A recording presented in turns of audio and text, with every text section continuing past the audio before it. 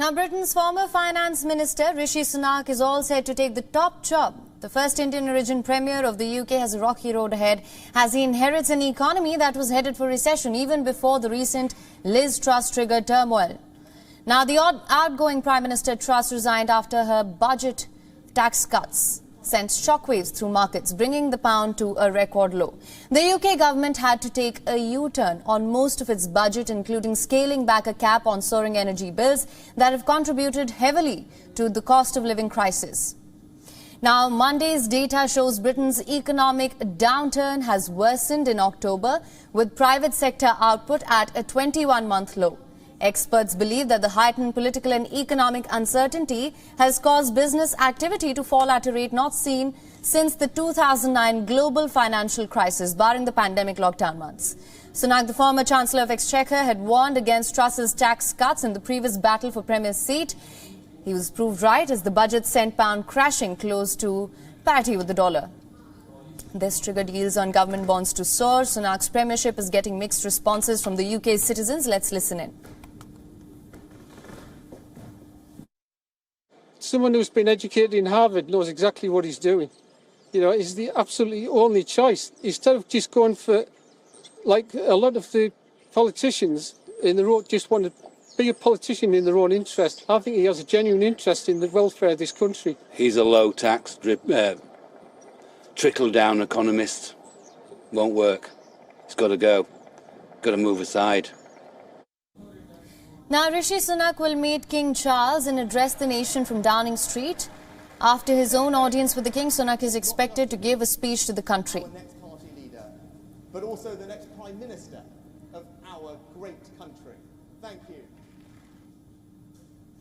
Now, correspondent Alex Azad has been closely tracking all of the developments. Here's a report. Let's listen in.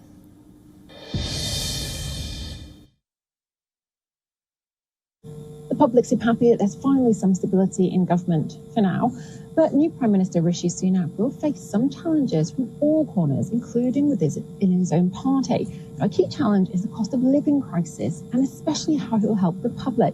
The energy price guarantee, the subsidy scheme to help people in homes and businesses cope with higher gas and electricity bills, was due to be in place for 2 years, but Chancellor Jeremy Hunt then announced that that guarantee would only last until April. Many will want to know what next. Sunak also guaranteed that benefits, tax credits and pensions would rise in line with the recent inflation rate of 10.1%, with a huge borrowing gap of 30 to 40 billion pounds. It's not clear whether that promise still holds. At the moment, the financial markets do trust Sunak, which makes the economic repair job he has to do a little bit easier.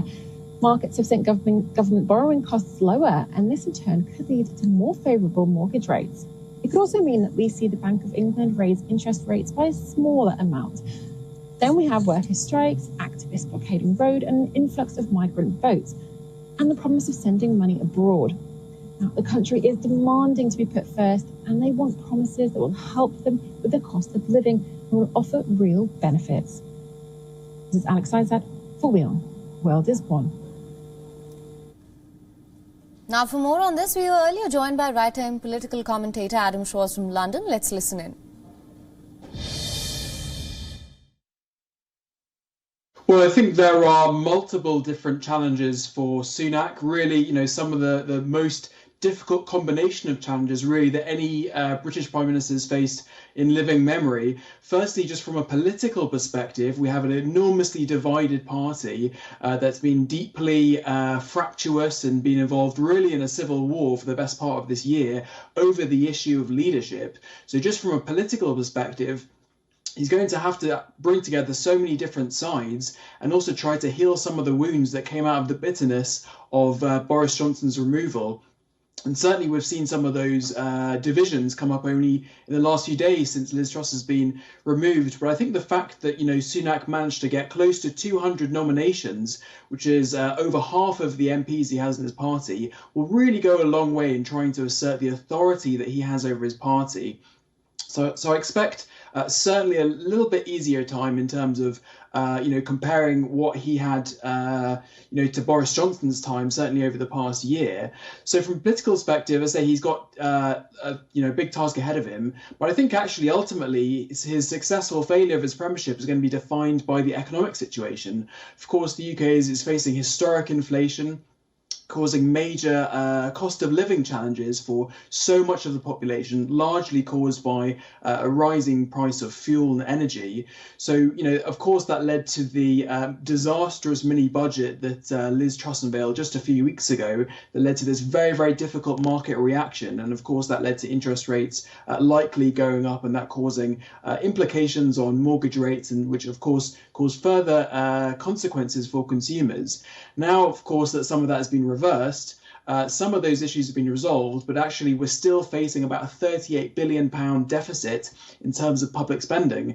So that means that actually at a time when interest rates are rising, when you expect the economy to actually start going into recession, you're going to have to face the consequences of perhaps cutting public spending. And that's going to be a very, very difficult thing to do. And I think the optics of being one of the wealthiest prime ministers you can remember, combined with the fact that you're going to have to cut frontline services unless you raise borrowing, is going to be a very, very difficult thing for Sunak to do. So, say for politically and economic reasons, Sunak has a big task ahead of him. WION is now available in your country. Download the app now. Get all the news on the move.